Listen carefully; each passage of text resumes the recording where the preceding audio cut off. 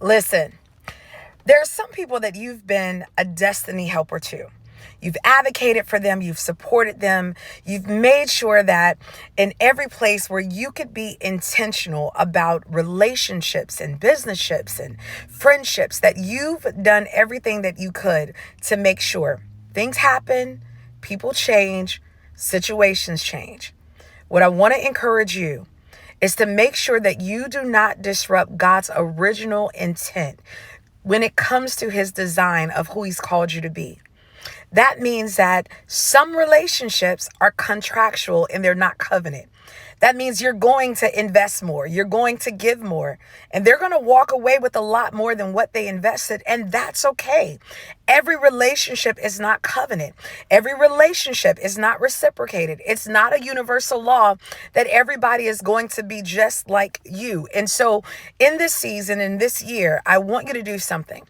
I don't want you to get caught up or to be reminded of the individuals that could have done more but didn't, even though you did, right? What happens is the enemy is looking for a legal ground to bring about disruption of your momentum. And so anytime you're housing angerness or bitterness or unforgiveness or any of these things, this is what's considered a legal ground. And so all of a sudden, here you are, you're praying and you're looking for the manifestation and you have yet to receive it, right?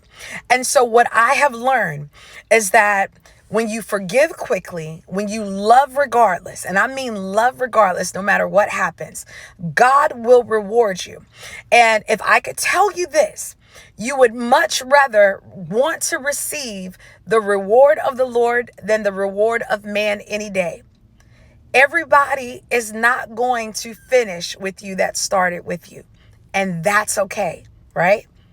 But as long as you remain who God created you to be, he's going to receive the glory. Anytime we start allowing the enemy to alter who God has created us to be, all of a sudden now he starts walking around with a victorious behavior concerning your situations, because here you are stuck and you cannot move. And so I don't want you to be like Jonah. Don't find yourself in the belly of a whale simply because you feel like the people that God has assigned you to don't deserve it. We don't know their secret prayers. We don't know their secret sacrifices. We don't know what they've went through and what God is trying to bring them out of. Our only assignment is to do the will of the Lord, and whatever that requires, make sure you're intentional.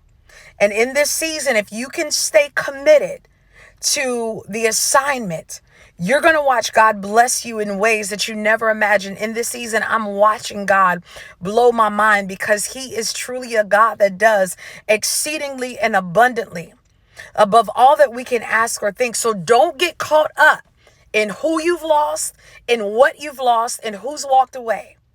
The only thing that you got to focus on is that God created you to be a destiny helper to somebody.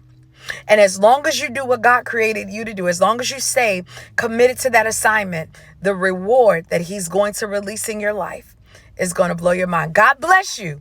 Don't let these people take you out of character. Stay true to who God has called you to be. There's a reward for that. Don't forget that. There is a reward for that. For he knows the thoughts that he thinks towards you, thoughts of good and not evil, and to give you an expected end. So if you're attracting people that seem to be taking more than they're investing, two things are happening. One, your discernment is off.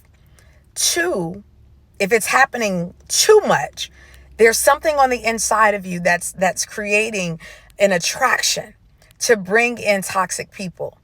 And that's when you have to renounce it, and you have to ask Holy Spirit, what door did I open? Because there's one thing to help people that need to be helped, but then there's something else that when people are coming in that are destiny time wasters, like they are assigned to your life to interrupt the momentum of God's will for your life. And if that's happening, you must ask Holy Spirit, what door did I open that gave the enemy a legal right to send wasters